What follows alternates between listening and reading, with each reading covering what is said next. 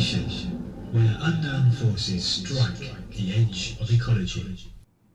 So it's the 12th of April 2016, and today, like many people in the UK, I've just had a leaflet through the door, and I think they've started circulating this week, and it's an official Her Majesty's Government leaflet, quite a controversial leaflet in fact, because it costs the government in the UK I think several £1 million to produce and circulate this leaflet to the population of the United Kingdom, and it's to do with the European Union and the referendum in the UK, which will take place in June of this year, which is an in and out referendum for those who aren't in the UK and who listen to the podcast.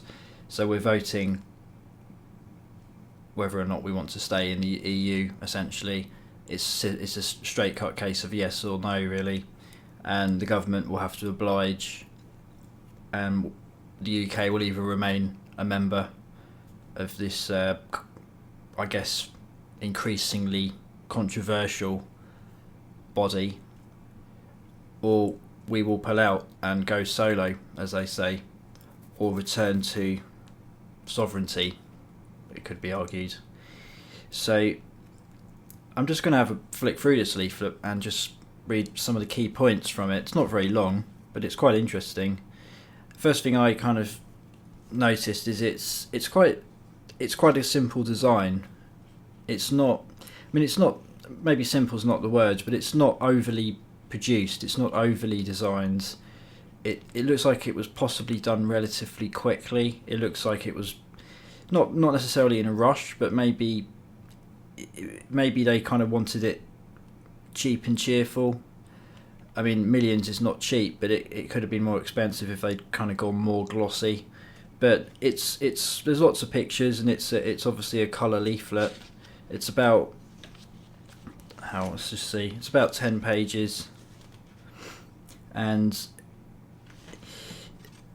the front of it just reads in big bold text: why the government believes that voting to remain in the European Union is the best decision for the UK.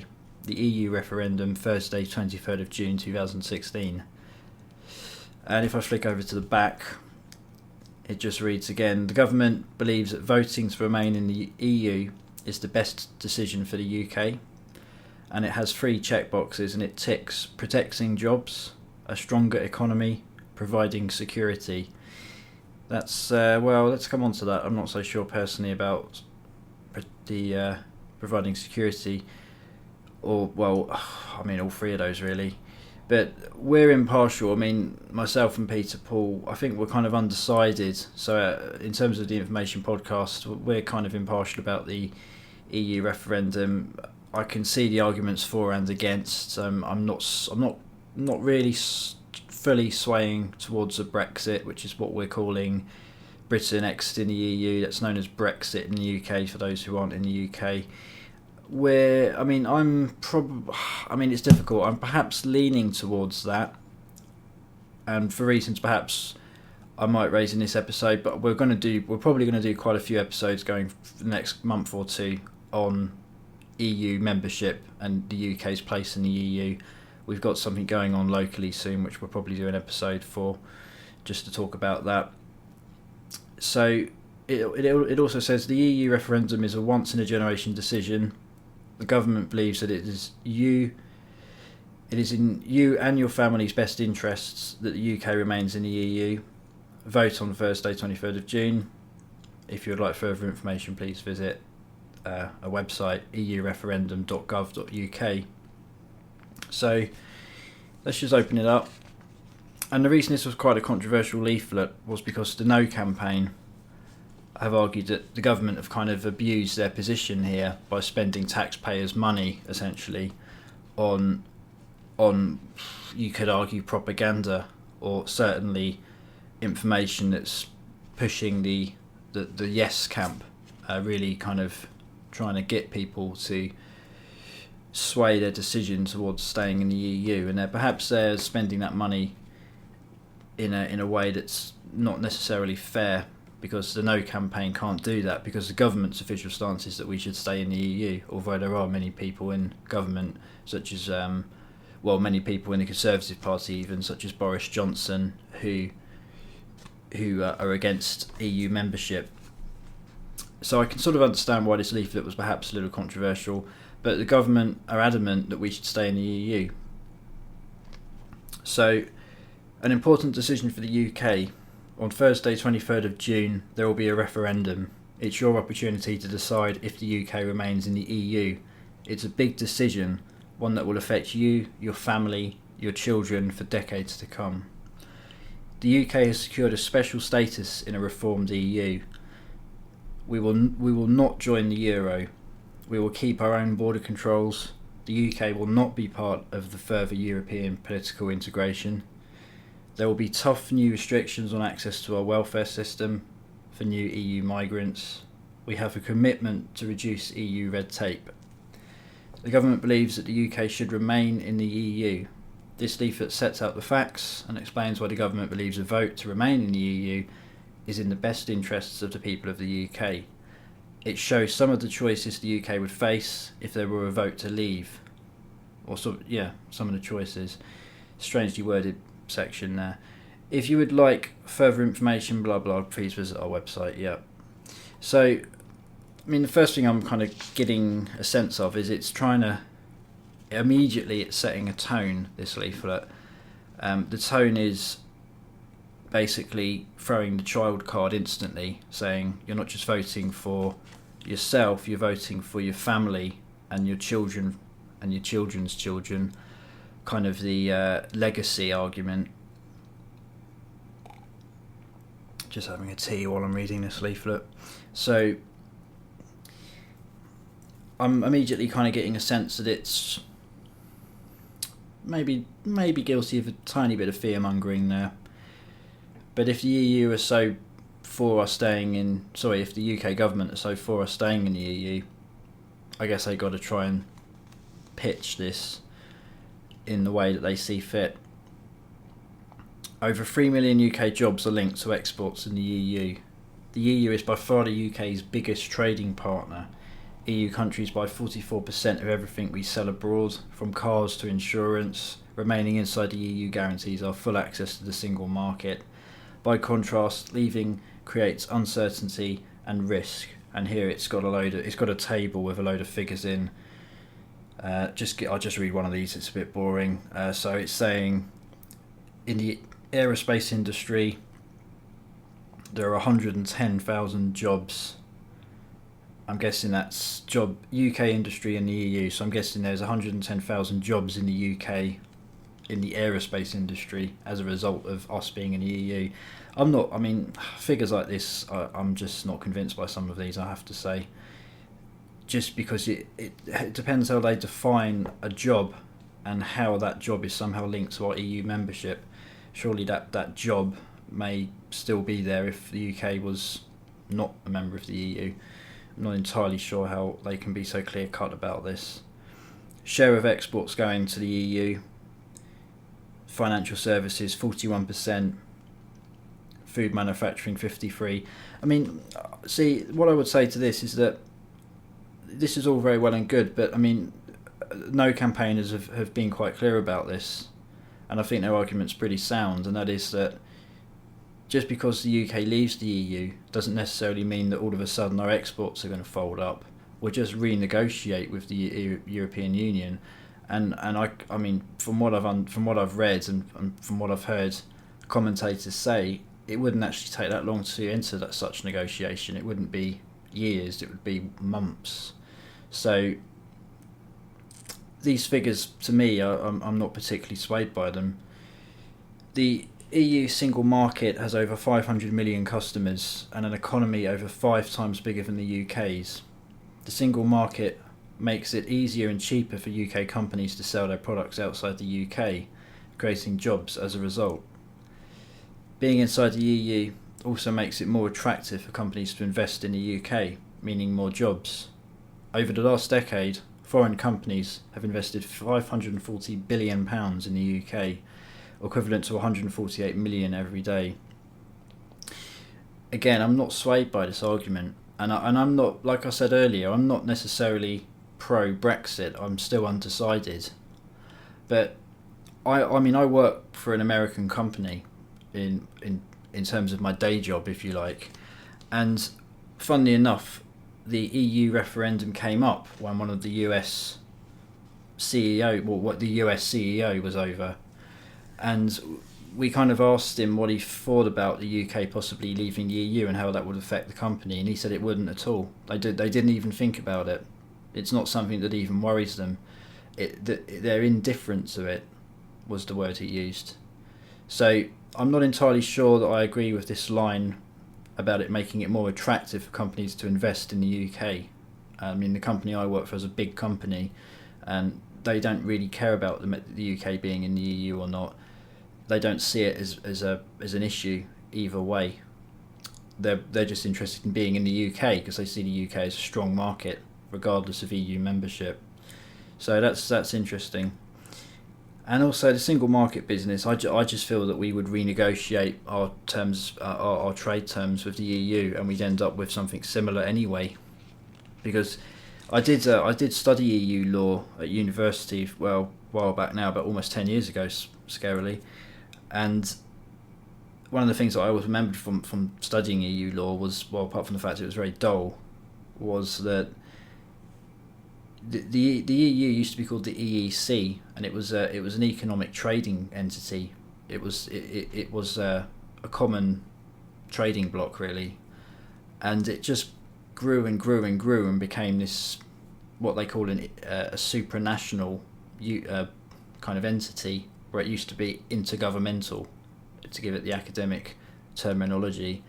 So I do understand the fear many people have, and I don't think it's being a kind of little Englander to say that we are losing our sovereignty as a country as a result of being in the EU. And this leaflet, to be fair, it does make a point at the start of trying to make out that we will not integrate any more with the European Union, and we have a special status as a result of David Cameron's recent negotiations. But many people weren't swayed by that special status announcement, and they weren't swayed by the negotiations and what they ended up bringing us, because they just seemed a bit tame in comparison to, I think, what a lot of people wanted to see. But to be fair, we don't have the euro, we still have pound sterling, and I can't imagine we'd ever go down the route of having a euro in the UK. I think most people would absolutely draw the line there. I think there is this inherent sense of identity we have with having the pound, and I'm not so sure we would give that up like France and Germany did. And I still find it surprising that so many countries did give up their currency. The franc, etc., no longer exists. But it also mentions that, it mentions that we will keep our border controls. I mean, the whole migration thing we'll come on to, that's another kind of controversial area.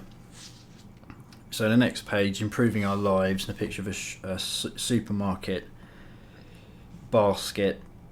If the UK voted to leave the EU, the resulting economic shock would risk higher prices of some household goods.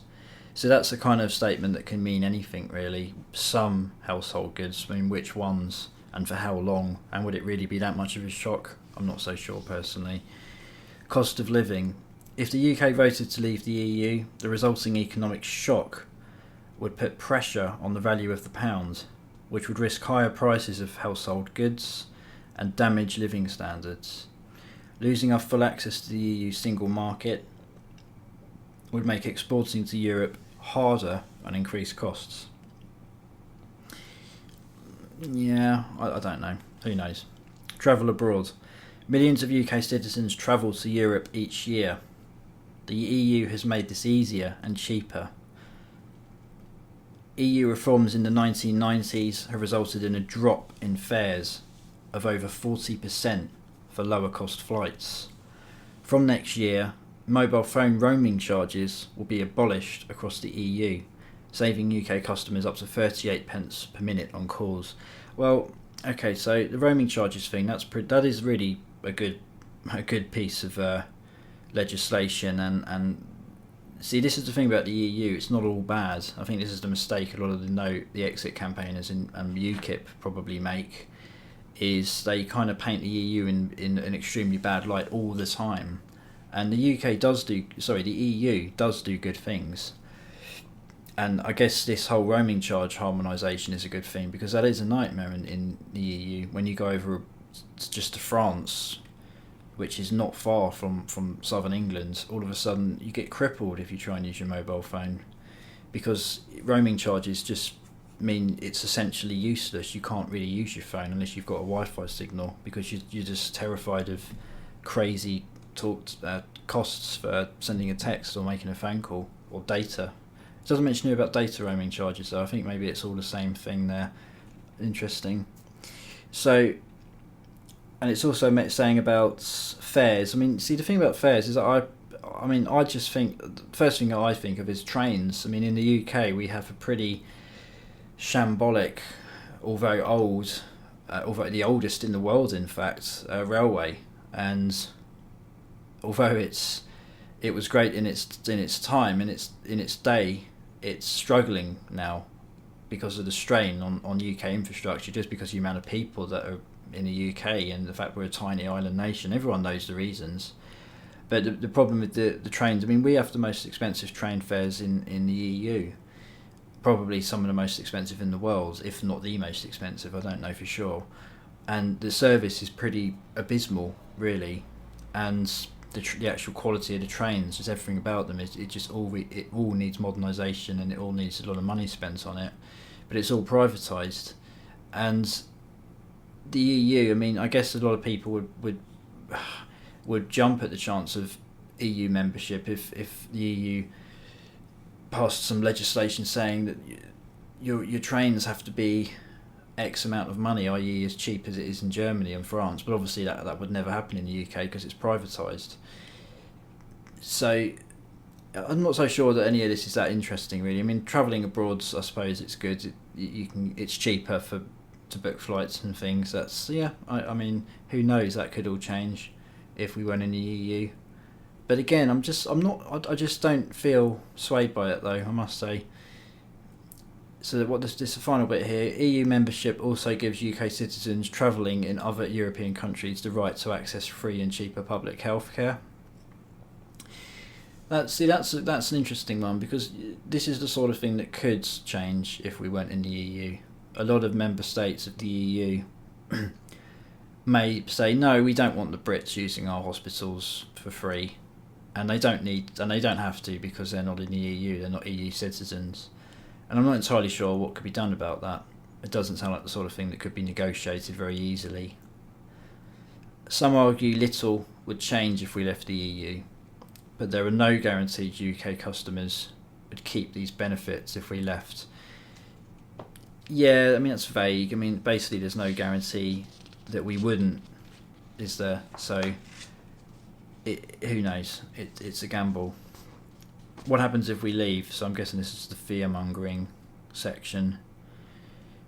So a vote to leave could mean a decade or more of uncertainty. Voting to leave would create years of uncertainty and potential economic disruption.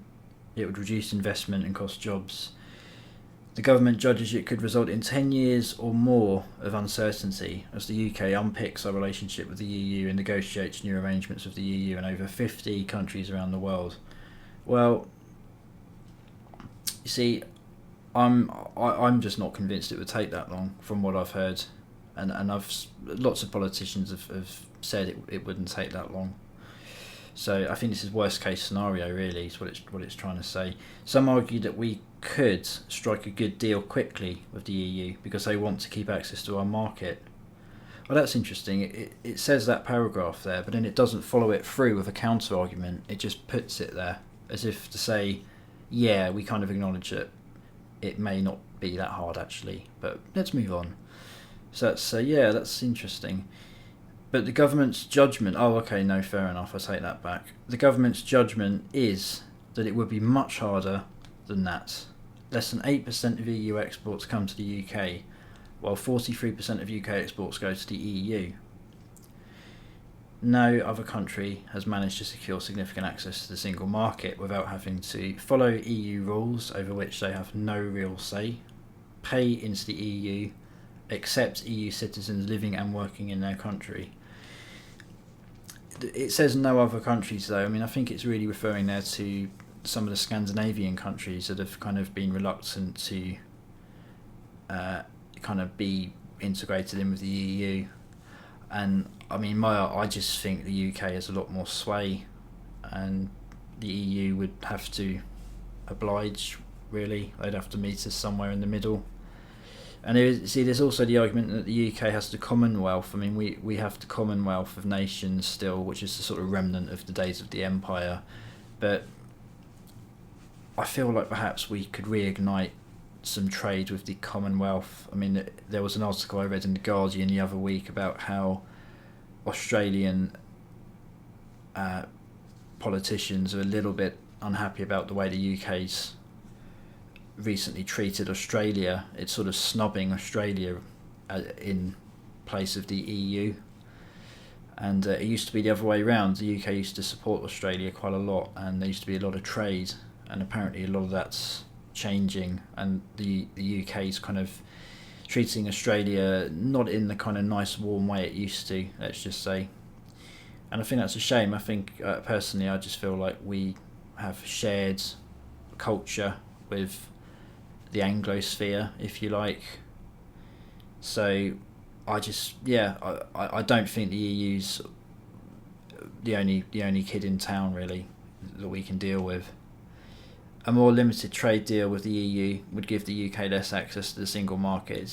It keeps repeating the same line about this single market and having access to. So it makes up for almost 80% of the UK economy. Hey, not sure about that. For example, Canada's deal with the EU will give limited access for services. It has so far been 7 years in the making and is still not in force. So it's just reiterating the point that a renegotiation could take a long time. So there's a section on immigration, securing our borders. The UK is not part of the EU's border-free zone. We control our own borders, which give us the right to check everyone, including EU nationals arriving from continental Europe. Immigration. The government has negotiated a deal that will make our benefit system less of a draw. In future, new EU immigrants will not have full access to certain benefits until they have worked here for up to 4 years. The government will have greater powers to take action where there is abuse. Some argue that leaving the EU will give us more freedom to limit immigration, but in return for economic benefits of access to EU single market, non-EU countries such as Norway have had to accept the right of all EU citizens to live and work in their country, keeping us safer. Well, actually, before I jump onto that, I mean, just a small comment on immigration. This is probably the most hot topic when it comes to EU membership in the UK. I think it's really what UKIP and that are pushing. Is their biggest argument is immigration's causing a major problem in the UK, and infrastructure is struggling and housing prices going up. Just the whole thing about numbers and out of control borders, really. It's a difficult one. I think immigration is a good thing, and I do think that it's great to have a multicultural society. It's something to aspire towards, but I don't think it's controversial to say that there has to be a control, and it has to be done in a way that means that standards of living doesn't drop for the people already here. And I think any sensible politician would accept that. And maybe, I mean, Tony Blair, from what I've read, made a few mistakes with regards to opening the borders in the 90s, and things kind of got a little bit out of hand. I think the government kind of lost track of what was going on, really. And yeah, it's controversial, but I mean, I suppose what the government are trying to say here is that they have done a deal with the EU, which means that we potentially could control our borders in a better way. But it's a long way from saying what I think a lot of people want to hear, which is quite honestly just really extreme. From what I gather, really, there's a lot of resentment out there. People aren't happy with unabated immigration. It does, in certain areas of the UK, it's perhaps out of control, I think. But the problem you see is that the UK does draw in people from all over Europe, because the UK is a strong economy, and there are jobs here, and the money the wages here go further abroad, and it's that whole thing really. There's no easy solution, and it's the same problem America has with Mexico, and it's the same old thing that goes on all over the world really. And I suppose the Australian approach is the one that many people in the UK want the UK to adopt, which is basically a point system, and a system where it's much stricter, much more locked down. But yeah, I don't know. I think we probably need to meet somewhere in the middle, and at the moment we're not quite there. So where are we? I think this is the last page now. Or is it? Yeah, I'm going to skip through this. It's getting a bit dry now. Benefits of EU membership. So it's just going on about the UK being a member of an elite group kind of thing. It's got a special status in the EU. And opportunities for your children. It means you and your family have the right to live, work or study abroad in any of the other 27 member countries. It also guarantees employment rights. I think that's a fair point, and I think that's one that we should remember. I mean, I've never really felt like it was something I'd ever do. But why not? I mean, many people in the UK decide to move to France. They decide to just sell up and have a nice, humble life in a chateau, or move somewhere where it's basically much cheaper to live, or just get a change of scene. But to do that, see, the problem we really have in the UK is that we don't learn foreign languages. It is easier, in my opinion, for people from continental Europe to come to the UK than it is for people in the UK to go to continental Europe, because we just don't learn foreign languages. It just isn't, there's no emphasis on it in the UK. So unless people have gone out of their way to learn another language, like French, for example, it's tough going. And I just don't, in my opinion, I just feel like it's more the draw is the other way. It's not about us wanting to move out of the UK. It's about so many people wanting to come in. But there is the argument, I think, that the government try and make out that actually the figures mean that it balances itself out eventually. But I've seen other figures that suggest the opposite. So I really don't know what to believe, quite honestly. So final page. Once in a generation decision. So it's yeah, and it is a big decision. I think the government have said this is it. We're not going to have another referendum, a bit like the Scotland referendum. So yeah, that's it. That's the leaflet. I think, I don't know. I don't think it's terrible. I think, to be fair, it sets quite a strong argument, and I do think that's going to sway a lot of people, and I think that's why the No campaigner have been unhappy about it, because I think a lot of people are just going to read this and think, you know what, yeah, the government knows best, and they're going to see children and fear and all these shock, and they just, I'm sure I didn't see any obvious ones, but there may even be some subliminals in that leaflet. But yeah, the impression I get is that a lot of people will just see that and say, yeah, it's a safe option to stay in the EU. But none of those arguments are that strong, though. I do think if we really wanted to, we could renegotiate a good trade deal with the EU, and I honestly think we're a strong enough country we could do it, and I think we would probably feel better, actually. I think there may be some uproar initially, but I honestly don't personally think it would be as big of a deal as that leaflet makes out. But what do I know? and I may be swayed. So there you go.